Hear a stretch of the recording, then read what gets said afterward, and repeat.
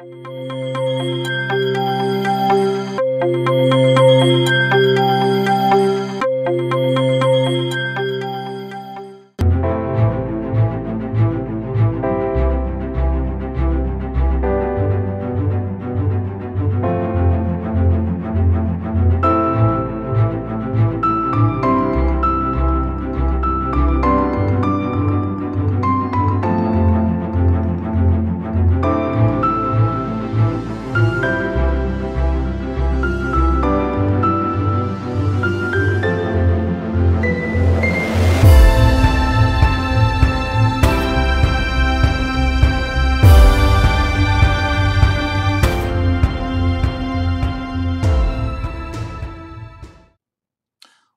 to another episode of Progress, Potential, and Possibilities, discussions with fascinating people designing a better tomorrow for all of us. I'm your host, Ira Pastor. Welcome, everybody, again to another episode of our show, bringing you another really fascinating guest today, getting into a wide range of topics. It's going to be a really fun show. Today, we have the honor of being joined by Dan Harary, who is an author, entertainment industry publicist, a drummer, former stand-up comic. And while he's, best known for his almost 50 years now of work in Hollywood as a entertainment industry publicist, owner of the boutique Asbury PR agency in Beverly Hills, Dan is also an accomplished author of 4 books now, including Flirting with Fame, A Hollywood Publicist Recalls 50 Years of Celebrity Close Encounters, After They Came, Inside the Cutting Room, as well as Carrots, True Confessions of a Hollywood Sex Addict. Dan's a native of Ocean Township, New Jersey, down the road here. He worked actually as a stage manager back in the 70s at the legendary Sunshine Inn Concert Hall in Asbury Park, where now icons like Bruce Springsteen, Kiss, Fleetwood Mac all had their start. Dan graduated from Boston University with his bachelor's degree in communication, and along the way studied TV production, advertising, marketing, journalism. Ironically, he never studied public relations. He's worked initially at Columbia Pictures in New York. He relocated to LA in 1980.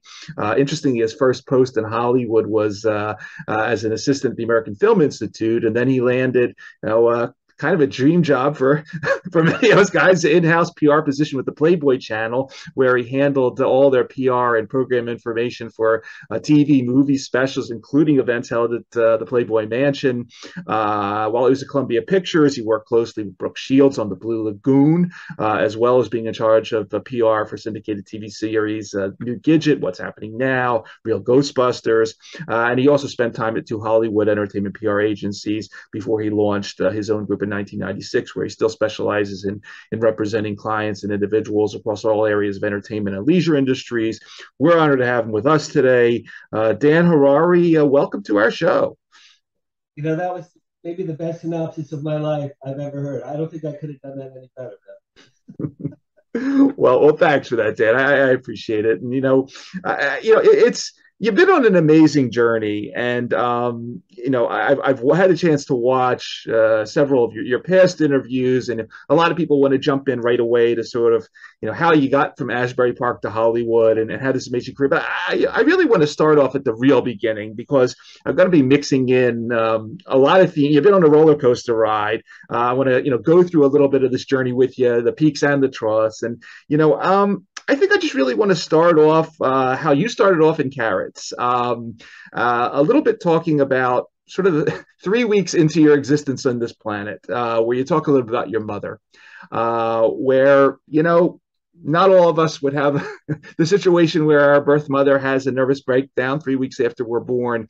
Talk a little bit about her, if you would, because I think this is the first place where you sort of talk about this early stage inability to bond with the major woman in your life that leads to down the road to some of the stories that we'll be getting into. But tell us about your mother for a couple minutes, if you would. Oh, okay. Well, here's what's interesting, Ira. I didn't know, I'm 66. I didn't know about my mother's nervous breakdown till I was in my 40s. Neither of my parents ever told. But my parents were from Brooklyn. My dad was a genius engineer for the government for 45 years. He got a They're both from Brooklyn. He got a great job at Fort Monmouth, New Jersey, on the Jersey Shore, inventing missiles, radars, and drones. He was, ahead of his time, this guy. So he married my mother. They met when they were very, very young. And they went down to the Jersey Shore. When I was born in 56, my mother was only 21. Now, the sad part of this story about my mother is, and I didn't know this until my 40s, but her father, my grandfather, used to molest her and her sister, my aunt, during their adolescent years. Okay, keep that in mind. So I'm born in 56. I'm the first kid to my parents. My mother's only 21. My dad was 25.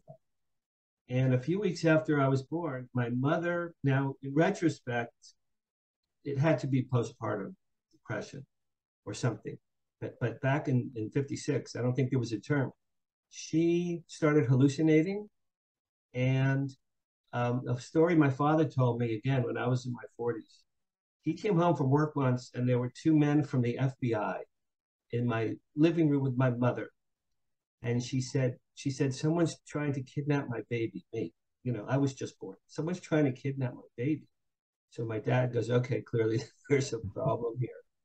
So my poor dad had to put my poor mom into a mental hospital. I don't know how long she was there. I don't really know the story, but she was there for a little while when I was just born. And she had electroshock therapy.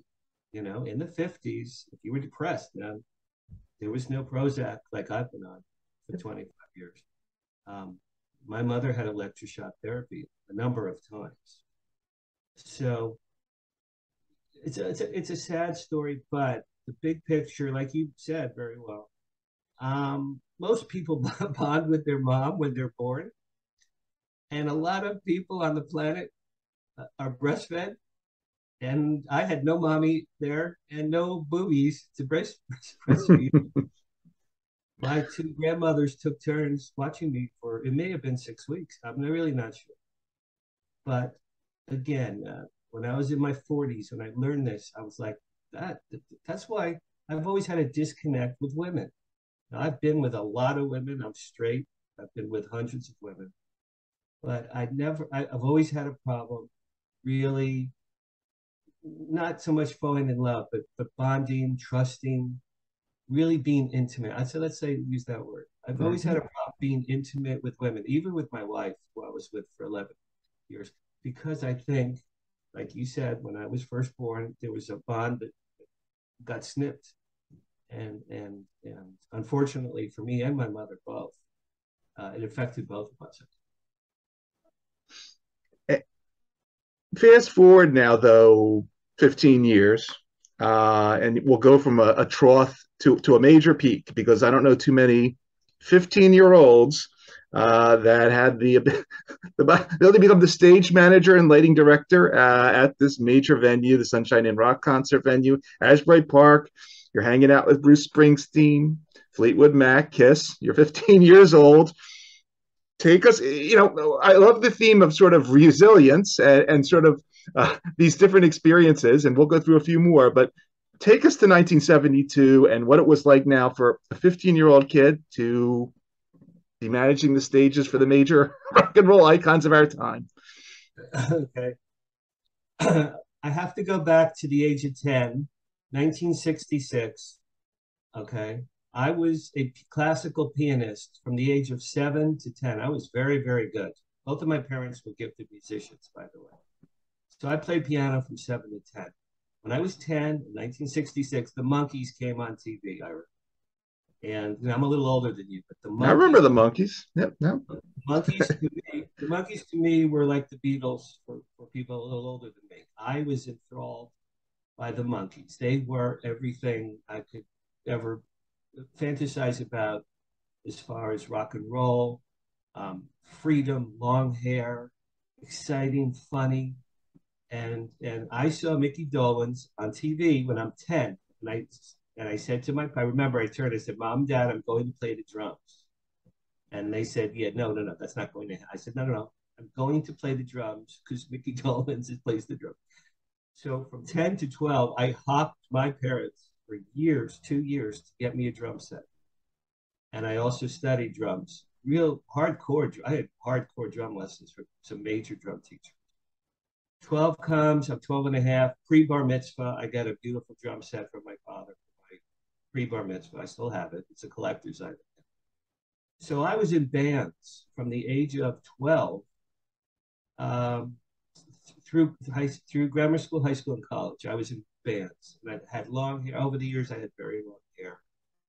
I met a kid in Hebrew school named Steve who played guitar when we were 12. Today, Steve owns the Cutting Room nightclub in New York, and that's where Lady Gaga was discovered. Steve did in New York with music what I did in Hollywood with media, and it's really remarkable. We're still best friends from 1968. We have completely parallel but similar career paths. We both started out exactly in the same place. So Steve and I had rock and roll bands from the age of 12. Cut to, I'm 15. Steve was friends with a kid named Lucas in high school who was a few years older than us. Lucas was the stage manager and lighting director for the Sunshine Inn, which was a little concert hall in Asbury Park, a block from the ocean. And now, today, everyone knows the Stone Pony. I'm sure you know about the Stone Pony. Okay. Mm-hmm. Stone Pony came later. When I was in Asbury in the early 70s, there was the Student Prince, which was a tiny little bar. There was the Sunshine Inn, which was a 2,000-seat, I think, concert hall. And then there was Convention Hall, which was probably a 5,000-seat hall. That was it. That's where the people, and the Wonder Bar, that's another one. Anyway, so I'm 15. Steve gets a call from Lucas. They needed some, all right, so Steve and I, in our bands, we also created a light show. Now, I'm dating myself, but if you're from the 60s and you ever went to the Fillmore East or the Fillmore West, you would see a light show. You know, there was a big white screen in the back, all kinds of crazy kaleidoscopes and blobs and colors and swirling images. Well, Steve and I had a light show too. We had bands and a light show. So Lucas called, we were 15. He goes, can you help me with some lighting for Richie Havens at the Sunshine Inn? So we went there with our lighting.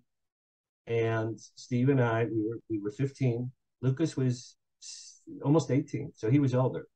And my very first show, I was in the stage. I wasn't on the stage. There was a pit in the front of the stage, literally. So Richie Havens is 3-4 feet in front of me. And this is only a few years after Woodstock. And his song, you know, Freedom, which he ad-libbed at Woodstock, by the way, he created his most iconic song on the fly. And it's a fantastic song. I still listen to that song. So Richie Havens is there. I'm 15. Now I'm in love with rock and roll at this point. So he's there, and I'm like, wow, I died and went to heaven. This is unbelievable. We went backstage. We met Richie. I still have his autograph. It's in my living room. It says, a friend forever and ever. Health, peace, love, Richie Havens. It was 1972, that was. Okay. A year. All right. So then Lucas said to me and Steve, hey, you guys are really good. I'm going to college. Do you want to take my job? Well, of course. So now we were 15 and a half. Lucas is going to college, 16, and we're the stage managers and lighting people for the Sunshine Inn. And everyone you could think of, man, yes, Procol Harum, Alice Cooper, Allman Brothers, Fleetwood Mac, Jay Giles Band, Humble Pie, Mott the Hooples, Edgar Winter, all I would say really almost not the Stones or the Who, not that level, but so many major rock bands played there, 72 to 74. That's when we were still in high school. 73, Bruce played there. He was a local bar band guy. Steve and I saw him around for years in bars and on the beach. He was not one of us. He was 7 years older than me, and he still is. But he was a local bar band guitar guy. Now, he was poor at the time, didn't have a car. He had left his parents. He had a fight with his parents. He was homeless. He used to sleep on the beach. I literally would see him hitchhiking around town with his guitar in one hand and thumb in the other. And my mother and I once drove past. And I said, Mom, see that guy over there? His name is Bruce Springsteen. He thinks he's a rock star. And my mother and I laughed. We laughed. Who laughed? Well, who's laughing now? Of course, I think Bruce is probably laughing now. So, for me as a kid with long hair and a drummer and someone with a light show, to have gotten that gig. Now, I never got $2 working there ever. I never made a dime there. But Steve and I would ride our bikes after school. We would ride our bikes and hang out there and be hanging out with the biggest rock stars in the world for most of 3 years. And while it was happening, it just felt like, wow, okay, this is very cool. Now that I'm 66, I go, holy shit, wow, look what I did when I was 15, 16, 17, 18 with these people. It's just, Gene Simmons. I met Gene Simmons again a few years ago, and he remembered when I met him in 73. I go, Gene, we met in 1973. He goes, don't you mean 1873? So that was a remarkable start for me and Steve in the entertainment industry. And again, I ended up in Hollywood. Steve ended up as an entrepreneur, rock concert hall owner in New York. I call Steve a cross between Ed Sullivan, Bill Graham, and P.T. Barnum. But Steve discovered Lady Gaga. I mean, he literally helped. He put her on the stage, and she got discovered at this club. So it was a remarkable time for a young kid who loved rock and roll to be at the Sunshine. It just was a gift. But alongside it, and now I'm hopping back and forth between books now, but I want to bring up, and we'll get into sort of the depression stuff later. But one of the things that you talk about sort of around this time is this development of this extreme shyness, and one of the people that you highlight in sort of the early days of the Carrot story, you call Long Red, which is this this beautiful redhead girl that you met at Rutgers, and there was this intense shyness. You can never talk to her and all that stuff.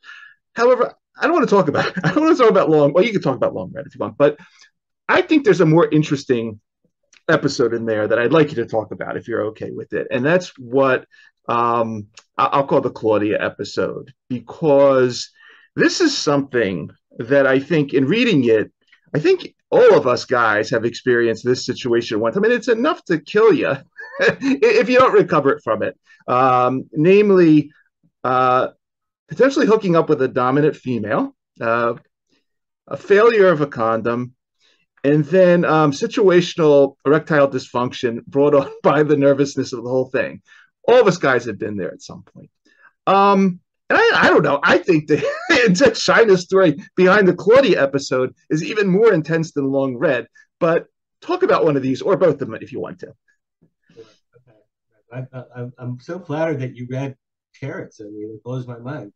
You're the first person I've met, other than my therapist, literally, other than my therapist, that read that book. Here's my story. So, on the one side of my life was the hair and the drums and the light shows and the Bruce Springsteen and Kiss and rock concerts and millions of friends. And I'm a straight A student. And in Hebrew school, my rabbi said, "You're my best student. Do you want to be a rabbi?" I said, "No, rabbi, I want to play drums in a rock and roll band."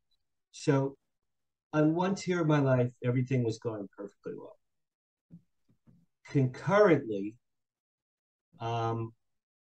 as a young boy, this is in Carrots, there were a number of traumas, early traumas with little girls in my neighborhood that happened to me. Most notably, when I was 5, a girl said to me, "Let's go in the bushes and take off our clothes." I'm 5 years old.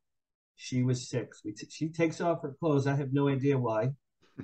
Her mother comes out from the house, parts the bushes like Moses parts the Red Sea, goes, "Oh my God," to me, "What are you doing, you little pervert? What are you doing to my daughter?" I'm 5 years old, right? I literally had no idea what was happening.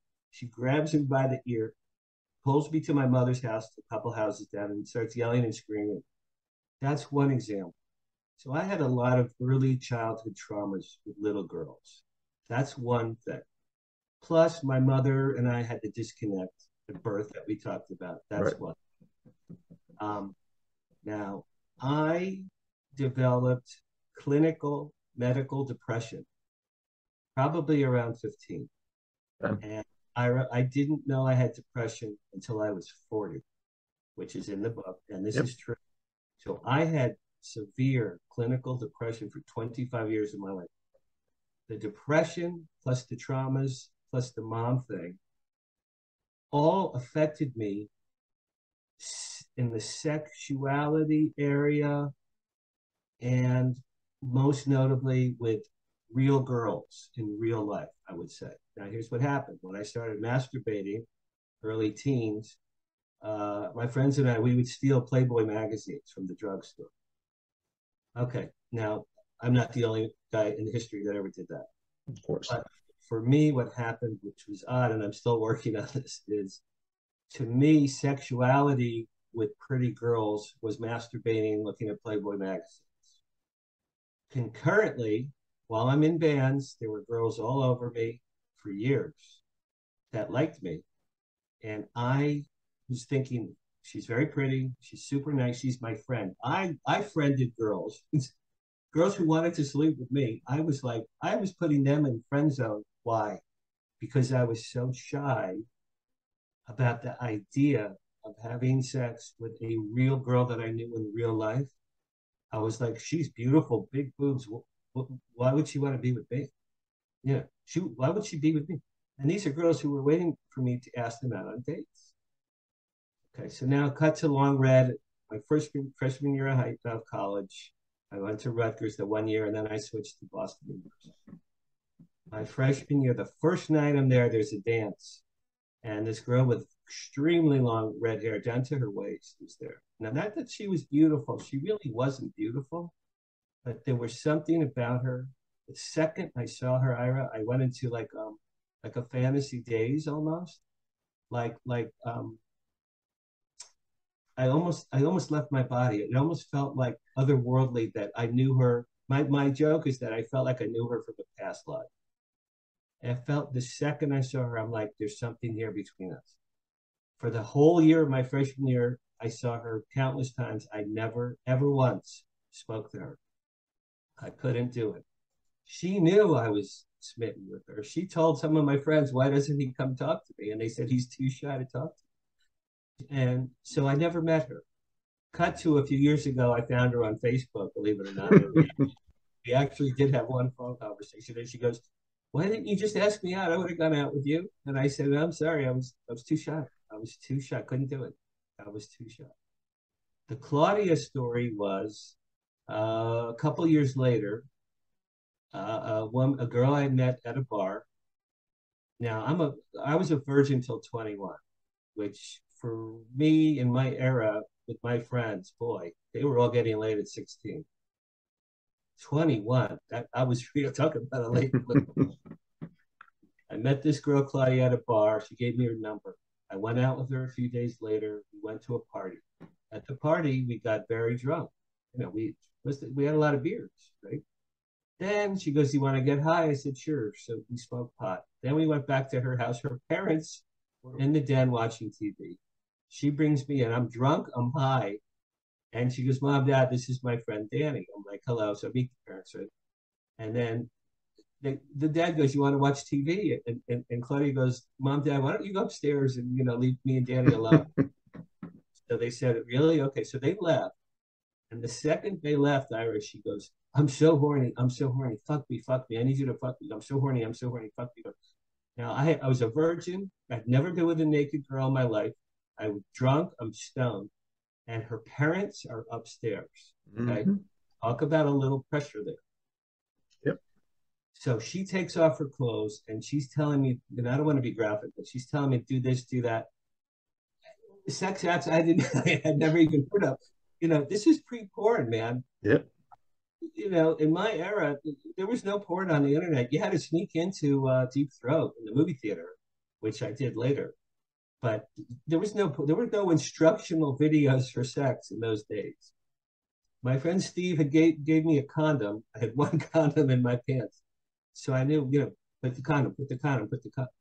And the problem was I was so drunk and stoned and nervous about the parents. Plus she was telling me to do this and do that.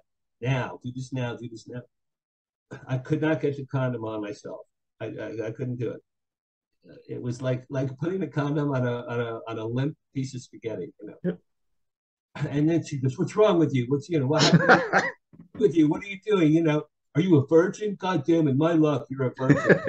I'm like looking at myself in my condom, going, "Oh man, this is bad." As that's happening, you hear, and she goes, "Oh my God, my father's coming." Okay, so I'm naked with that limp dick, with sort of trying to put a condom. She's totally nude on the couch, and her father is coming down the stairs. So she gets up off the couch like the Flash. She picks up all our clothes and shoes. She grabs me. She whooshes me into her room, closes the door. Now she's shaking and sweating.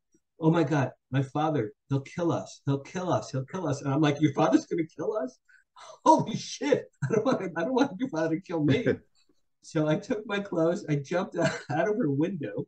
I'm naked. I jump out with my cloth and window, my clothes on, run to my car. I remember the dad looked at me through the glass as I'm running to the car. And I drove off. I never saw that girl again. Talk about pressure. Oh, yeah. Pressure. You know, I didn't get laid for 2 more years after that. She would have been my first sex conquest. It took another 2 years till I pulled that off. I had to do it to you. Oh my goodness. But yeah, no, that's Not a good story. no, but look, in reading that part, yeah, that's something that we've all been through at one time. And yeah, as I said, that can either make you stronger or it could kill you. So I mean, you bounce back. Well, let me say, the next little phase. So we're off to Hollywood now.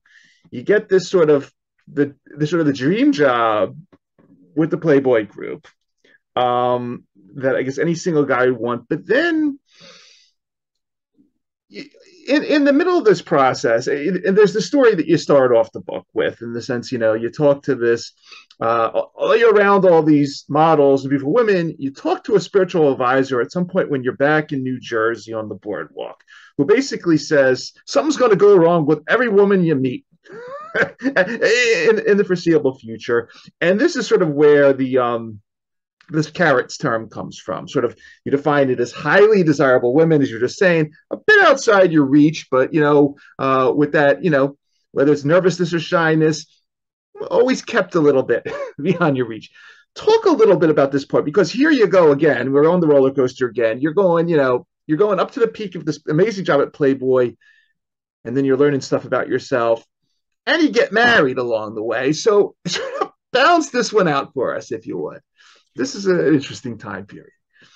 Okay, so I saw a spiritual advisor in 1979, Ira. It was the year before I ever went to LA. So it was years before marriage, like it was years.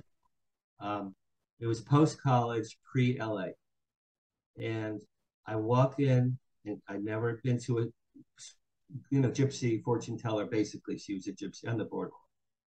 And I sat down and I gave her some money. I swear to God, she first thing looked at my hand and she said, "Many women are attracted to you, but something goes wrong with each woman that you meet." Now I'm 23. Now at this point, I'd already had long red. I'd already had the Claudia incident.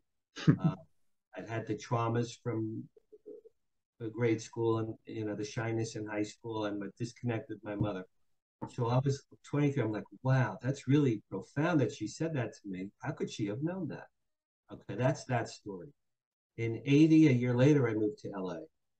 In early 82, I met my wife at a nightclub, and we were together 11 years. And in early 84, I became the publicist for the Playboy Channel. So here's so like you said, the good part. This was a dream job for a straight man in the United States of America. Every day for work, I went to my beautiful office in the Playboy building. My office was across the hall from Playboy Modeling Agency. Every single day for 2.5 years, I saw literally the most beautiful girls in America coming and going every single day across the hall from my office. And then they'd come into my office because I had the T-shirts and the baseball caps and the coffee mugs and the cool promotional swag. And they'd say, "Oh, Dan," with the long blonde hair and the boobs and the mini.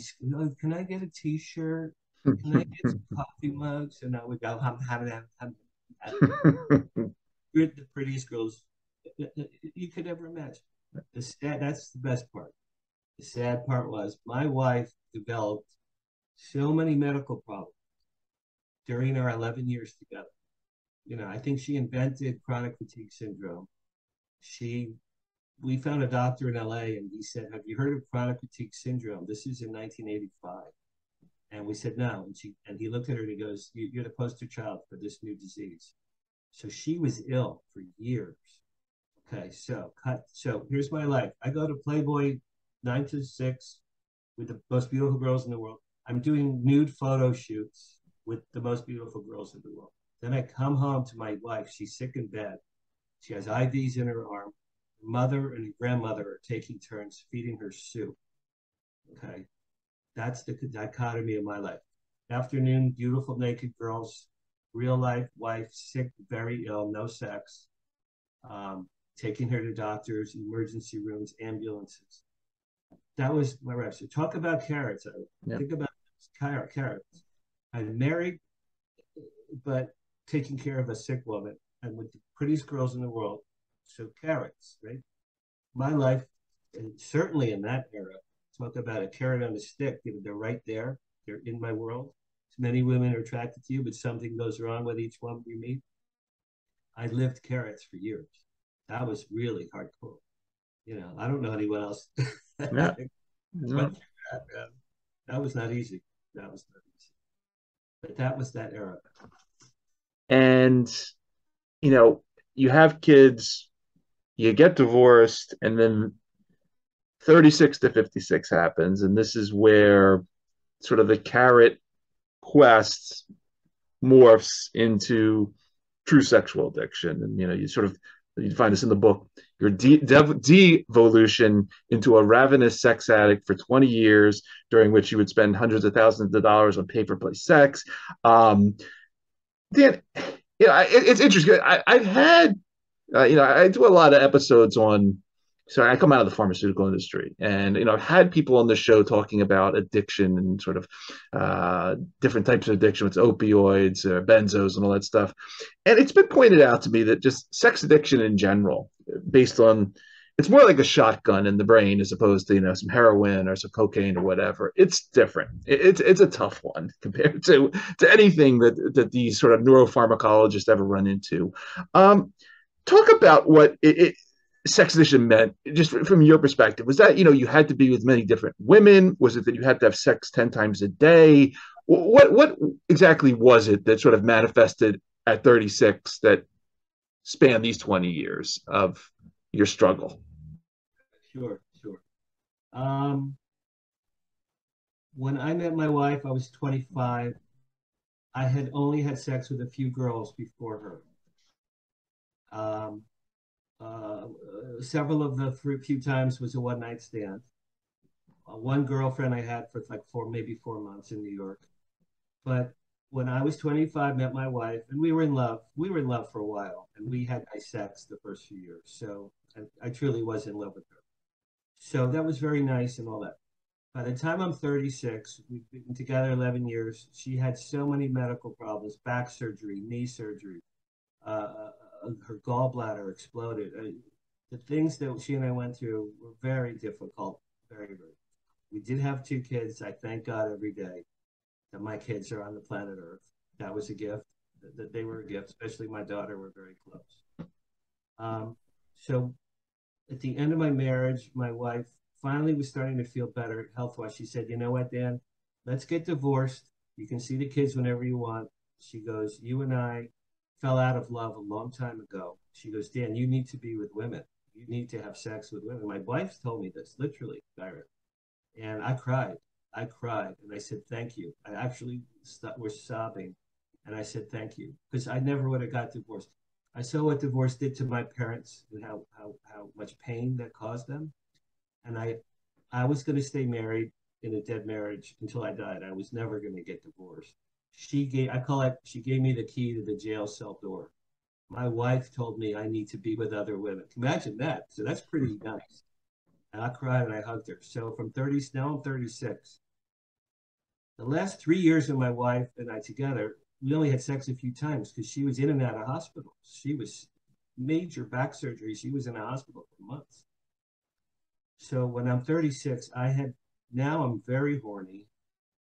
I just got out of an 11-year marriage with very low libido wife, let's call it. And now my hormones are going, you got to get laid, you got to get laid, you got to get laid, you got to. And I had a very, very stressful job at the time. I had a real prick boss who tortured me, two prick bosses in a row, real major assholes, major Hollywood assholes that tortured me. So something had to give. So now I only have my kids on the weekends. What does that mean? That means Monday through Friday, I got to figure out how am I going to get sex? Where am I going to get sex? Who am I going to have sex with? How am I going to come? Where are my orgasms going to be? How much money can I spend? So that's when I discovered call girls, lap dances, phone sex. There's something out here called we call it whack shacks. Do you know what a whack shack? You've heard that expression? If memory serves, that. Whack shacks are, and look, I'm in Hollywood, so I mean, some of the most beautiful girls I've ever seen in my life. There was one place in particular in North Hollywood. You go in, it's a sex store, products, DVDs, dildos. And in the back are these most beautiful girls, like lingerie, Victoria's Secret lingerie. And they're like, do you want a show? So the first time I went, I'm like, do I want a show with you? Of course. You're like the prettiest girl you ever saw in your life. So for $50, you go into the back room. She goes, all right, take off your clothes. So I take off my sheet, and then she strips, and she goes, pleasure yourself. I want to watch you. And I'm like, holy shit, you want to, this is, we're talking, Cindy Crawford, Giselle Bunch, that level of these girls for $50. I'm like, okay. So man, talk about addiction. So for years, I would weave all of these various orgasm venues into my life. Concurrently, I was dating, let's call it real women, real girls. So I would be dating. My luck was never good in that area. So sometimes good, sometimes bad. But in addition, that was never enough. Like real girls were never enough. I always had to supplement my sex drive with call it pay for sex women. Fantasy, they're gorgeous. There's no strings. You don't have to take them to the hospital at 3 a.m. when their gallbladder explodes. Fantasy, creativity. I'm a super creative person. You could say anything to these girls. You could ask them to dress up in costumes. So now I had 2 tracks: real girls, real girlfriends, fantasy girls, fantasy girlfriends. And I did that, man, for a good 20 years. And I spent a lot of money on these girls. Now, during that time, I started to make a lot of money, so I could afford it. In later years, when my kids needed to go to college, I had to start curtailing I call it my sex hobby. I had to curtail the sex hobby quite a bit. And, but yeah, 36 to 56, there was a lot of sex happening in my life. I'm not particularly proud of it. I'm not ashamed of it. I'm, being very honest about it. I write about it in my book. Mm-hmm. I just felt if I embraced my own truth, these days they call, you embrace your truth. Yeah. Well, that's my truth, man. That's what happened to me. I'm not ashamed of anything. I'm really not. No, I hear you. I hear that. And on your website, Dan, you have sort of an endless collage of these girls. Some of them, obviously, that you're there with them. Others, you actually have carrot images over their faces. Is that because they didn't want to be put on the site, or it was that carrot designation for certain ones and not others? What's that all about? Just as a sort of a little interlude before we get to the next phase of things. Sure, that's a very good question. I asked none of these girls or women, 0 of them, for permission for permission to use their photos in my book. Okay, so as you know, and for people out there listening, my book has a lot of pictures of me with different girls and women in my life, starting with my mother. But I didn't ask anyone for their permission because, according to my publisher, since they are part of my collection, part of the author's collection, I took most of those photos myself with my own camera. Having said that, the girls that have a carrot graphic over their face, my joke is I did that so they won't kill me, sue me, or both. Gotcha. Because these are the girls that would kill me, sue me, or both. Now, I did change all of their names. I changed all of their names. Got it. Because, I mean, I'm not even kidding. They would kill me, sue me, or both.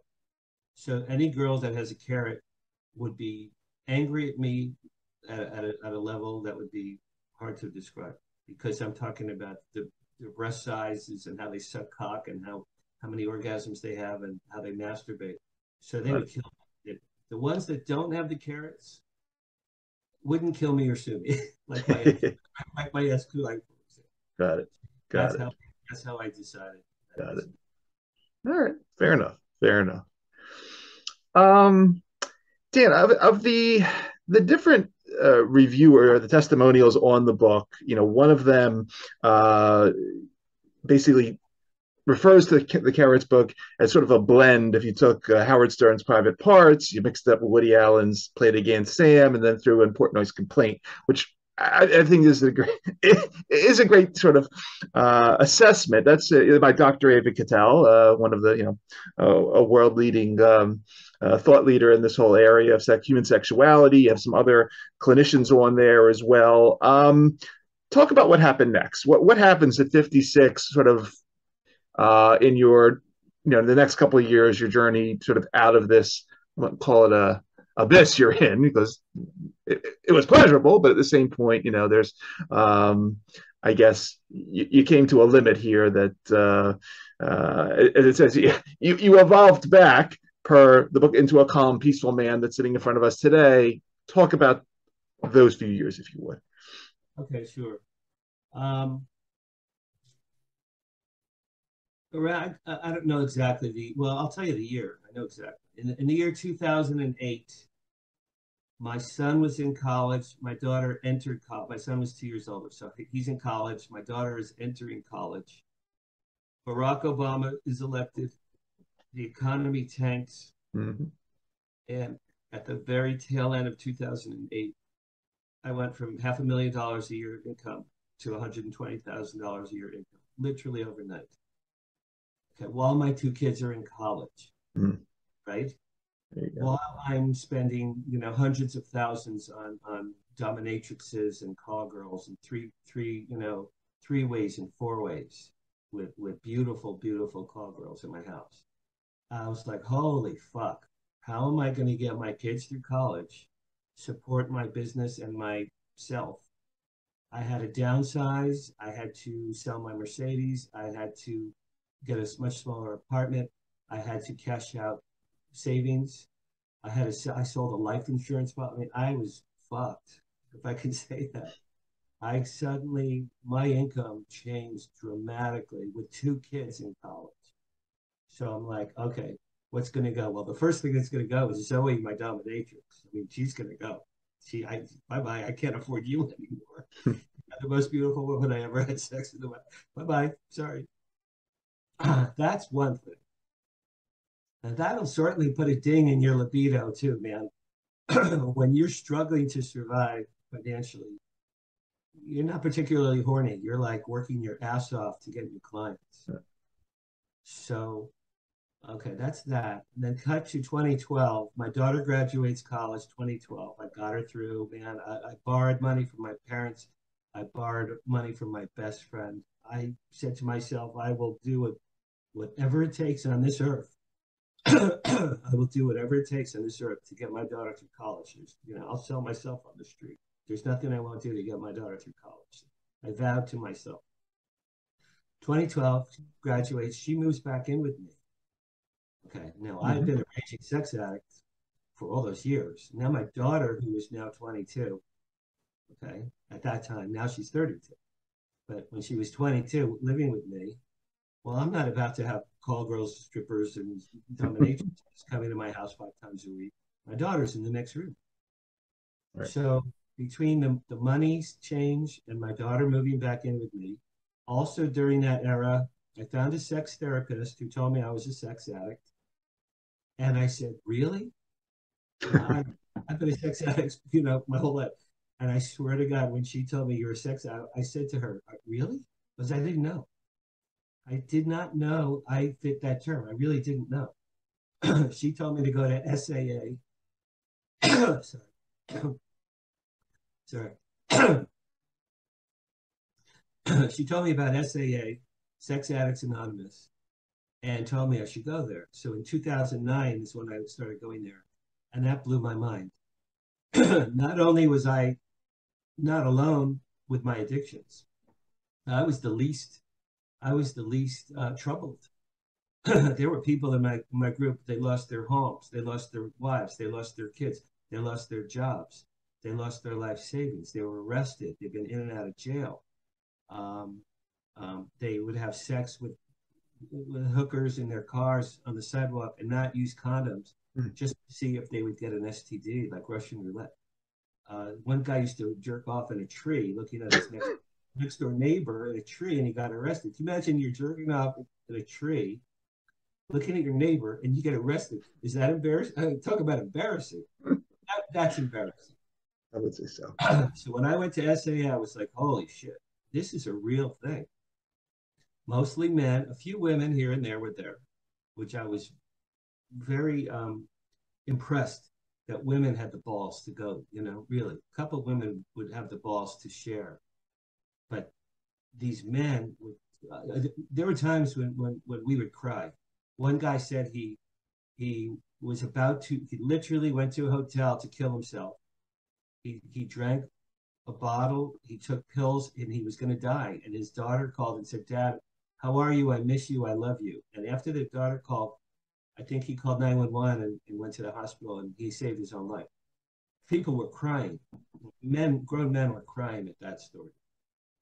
So sex addiction can be really, really intense and troubling.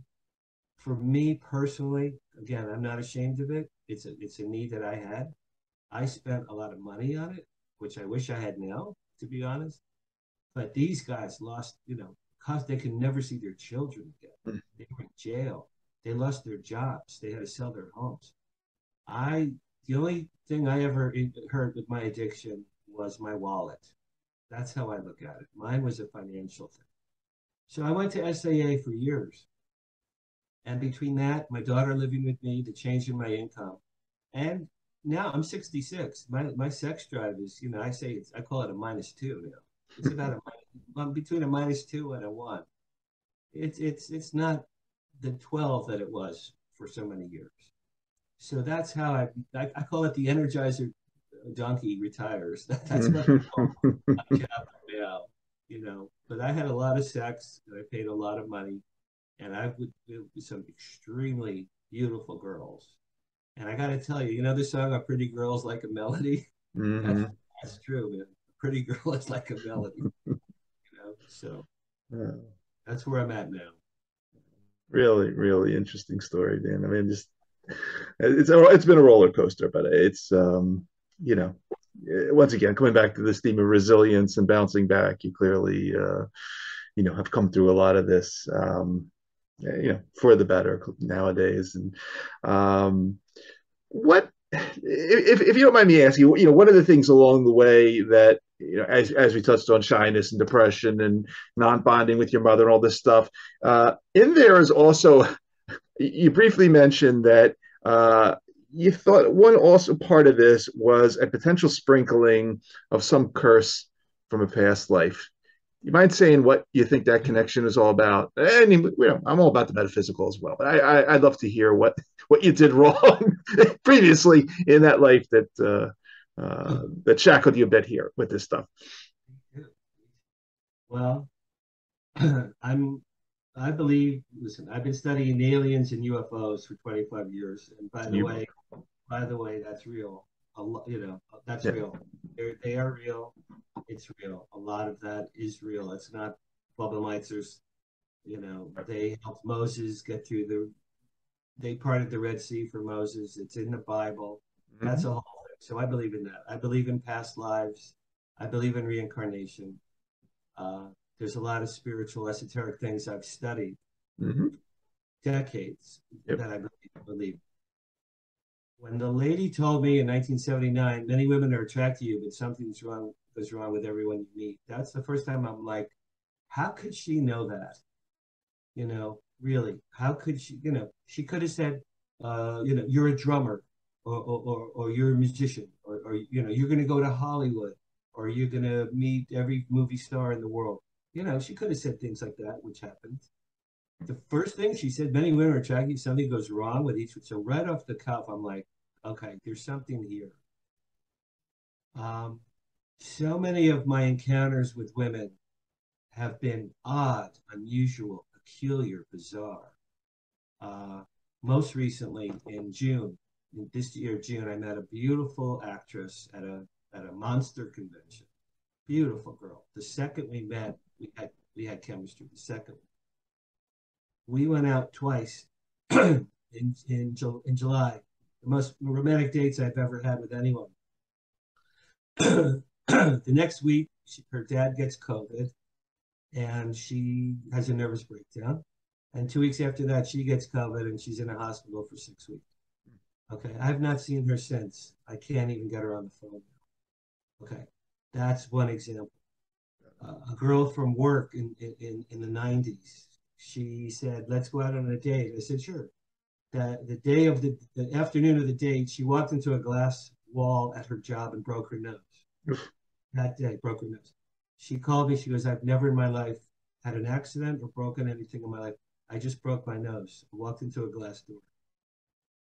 My first date in LA ever, 1980. I met a girl at a Halloween party. She gave me a beautiful girl. She gave me her number.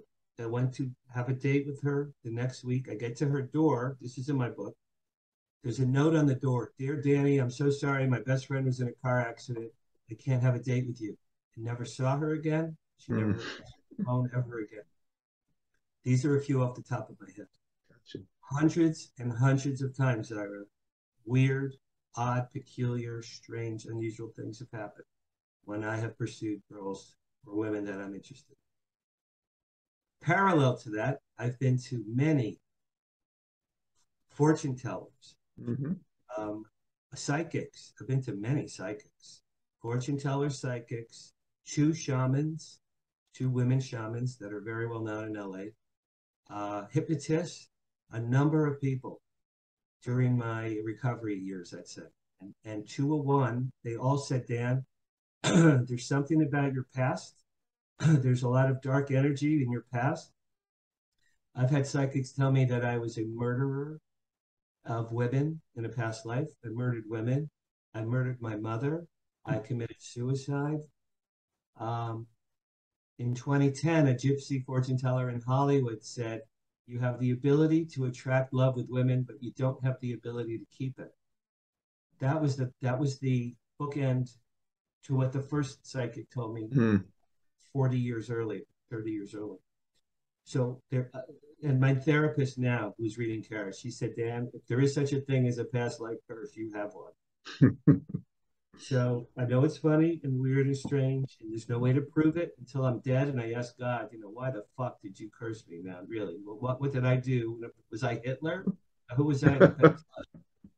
But there is a past life curse. It affected me from birth. Gotcha. I think it's part of why my mother had a nervous breakdown with me. I have two brothers. They were born fine. She didn't have a nervous breakdown with them. Only Lucky Dan. Lucky Dan. So there is a curse. It followed me from a past life. I know that. I live with it. I've lived it for 66 years. There's no way. I've tried everything to end it. I don't know how to. But well, moving from that and the past, well, the real distant past to the future. I mentioned in your bio, after they came, is your fourth book. It's going to be coming out, I think, the beginning of 2023. And I've read a little bit of, where you sort of describe it as a mixture of Close Encounters, It's a Wonderful Life, and The Day the Earth Stood Still. All awesome movies. If you don't mind me saying. Just say a few words about it if you could, and sort of what got you into writing sci-fi now, and whatever you can say prior to the launch. I think we will just mention.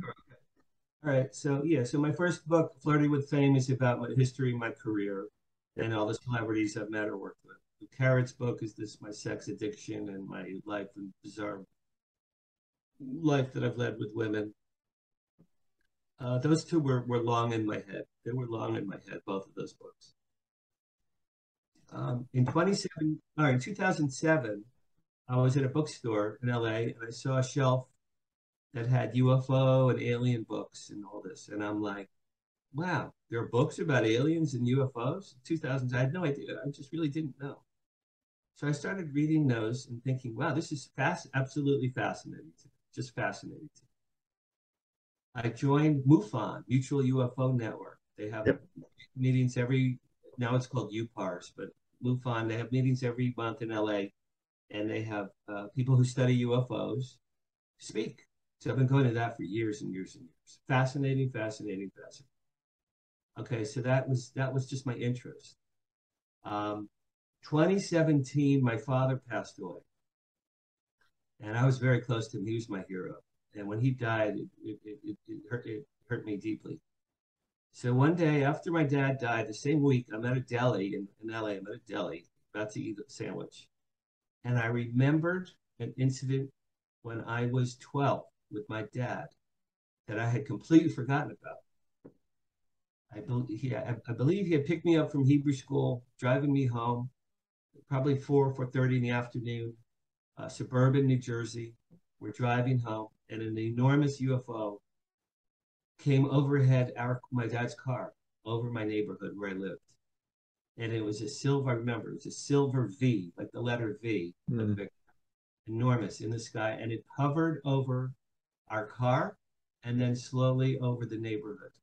So my dad's driving me. I go, Dad, stop the car, a UFO, stop the car, stop the car. So he pulled over. Dad and I got out. We stood outside. We looked up. And when you see something like that, it just blows your mind. It's remarkable. You can't believe what you're seeing. It doesn't look real.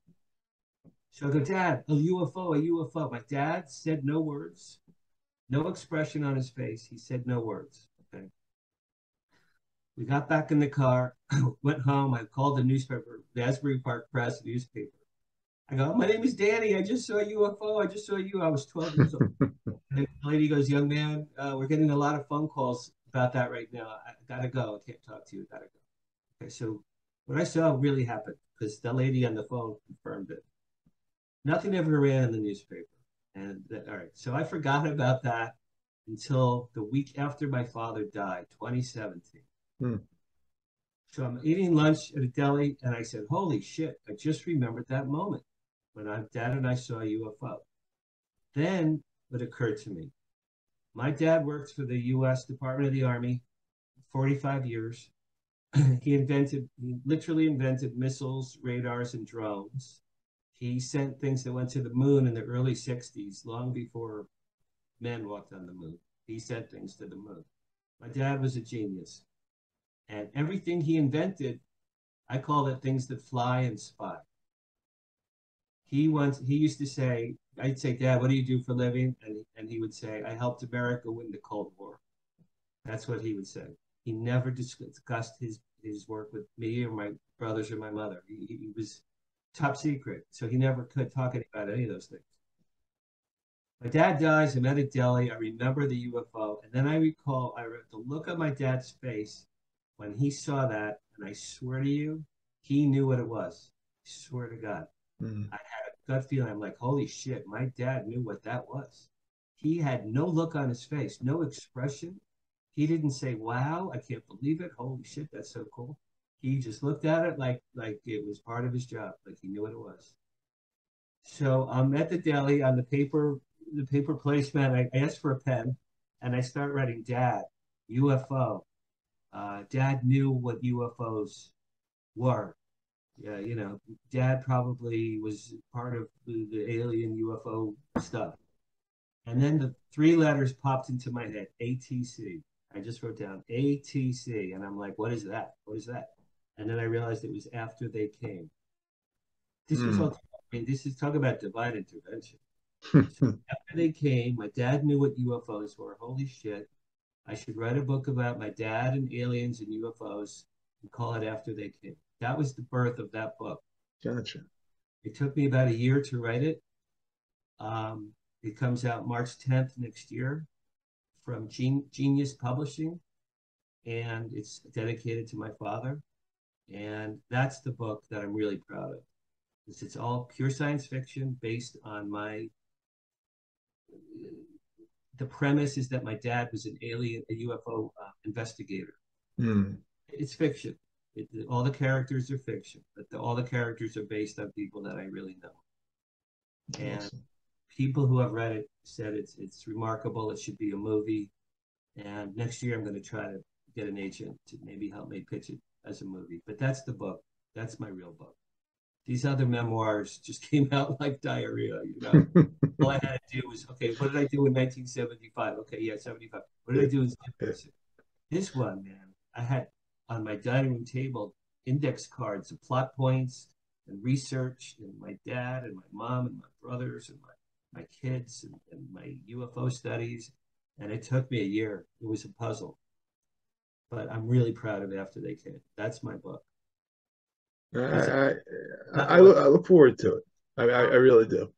Okay, we'll talk about it when it comes out. Yeah, I mean, let's do another episode when it comes out because I'm into all this stuff as well, and really intrigued by yeah. As I said, I have a biology background, but I'm intrigued by all things astrophysics and space related and quantum and time and all these neat topics. So it's I'm gonna be looking forward to this one as well, Dan. It really it's an amazing journey. I mean, it really is, and I really appreciate sharing all this with us. And as I said, I come 2020 March 2023, I think we should do an update episode and talk about all about After They Came. But really cool stuff. That would be great. I have you can cut this out later. I have a suggestion for you.